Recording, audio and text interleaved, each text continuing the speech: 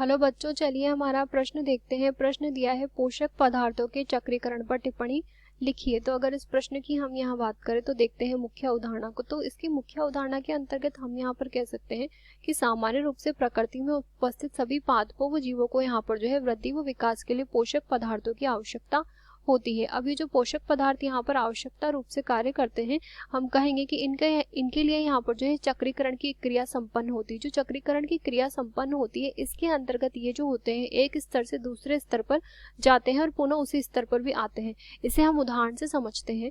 हम कहेंगे कि यहाँ पर जो है पादप है, पादप के अंदर विभिन्न प्रकार के जो है पोषक पदार्थ यहाँ पर जो है स्थित होते हैं। अब जो पादप के अंदर पोषक पदार्थ है, जब कोई जंतु इसे अंतर्ग्रहित करेगा तो वो जंतु के अंदर चले जाते हैं।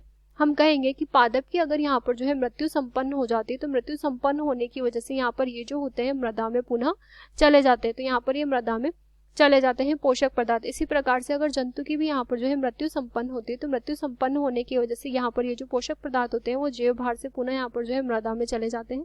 मृदा में उपस्थित अपघटक जो होते हैं, अपघटक यानी कि विभिन्न प्रकार के यहाँ पर जो बैक्टीरिया होते हैं, तो वो यहाँ पर जो है कार्य संपन्न करते हैं अपघटन का, यानी कि पादप वो जंतु जिनकी मृत्यु हुई है इनका अपघटन यहाँ पर संपन्न किया गया है अपघटकों के द्वारा और मृदा में ये उपस्थित रहते हैं। तो इनके अंदर यहाँ पर जो है पोषक पदार्थ पुनः जो है प्रवेश कर जाते हैं। जब पोषक पदार्थ इनमें प्रवेश कर जाते हैं तो हम कहेंगे कि जैसे ही अपघटक की भी यहाँ पर जो है मृत्यु होती है तो मृत्यु होने से पुनः वो मृदा में आएंगे और मृदा में आने से पुनः वो यहाँ पर जो है पादप में प्रवेश कर जाएंगे और पादप में जाकर पुनः जंतु के पास चले जाएंगे। तो इस प्रकार से यहाँ पर एक चक्र संपन्न होता रहता है, जिसके अंतर्गत हम देखते हैं कि पोषक पदार्थ जो होते हैं पहले पादप में उपस्थित होते हैं, इसके पश्चात यहाँ पर हम कहेंगे कि उपभोक्ता के पास चले जाते हैं, यानी कि जंतुओं के पास चले जाते हैं और पुनः यहाँ पर जो है मृत्यु के पश्चात यहाँ पर जो है वापस पादपों के पास पहुंच जाते हैं मृदा के सहारे। तो इस चक्र की अगर हम बात करें तो विभिन्न प्रकार के यहाँ पर जो है चक्र संपन्न होते हैं। जैसे कि हम कहेंगे कि यहाँ पर जो है पोषक पदार्थों के अंतर्गत पोषक चक्र में एक कार्बन चक्र यहाँ पर संपन्न होता है।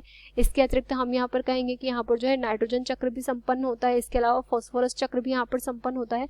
तो विभिन्न प्रकार के यहाँ पर जो है चक्र संपन्न होते हैं, जिसके अंतर्गत पोषक पदार्थ जो होते हैं उत्पादक से प्रारंभ होते हैं और उत्पादक से यहाँ पर जो है उपभोक्ता के पास जाते हैं और उपभोक्ता के पास जाने के पश्चात हम कहेंगे कि अपघटक के द्वारा यहाँ पर जब इन दोनों को नष्ट किया जाता है तो पुनः यहाँ पर जो है यह मृदा में चले जाते हैं और मृदा से पुनः यहाँ पर जो है चक्रीकरण की क्रिया प्रारंभ हो जाती है। तो आशा करते हैं आपको ये प्रश्न समझ आया होगा। धन्यवाद।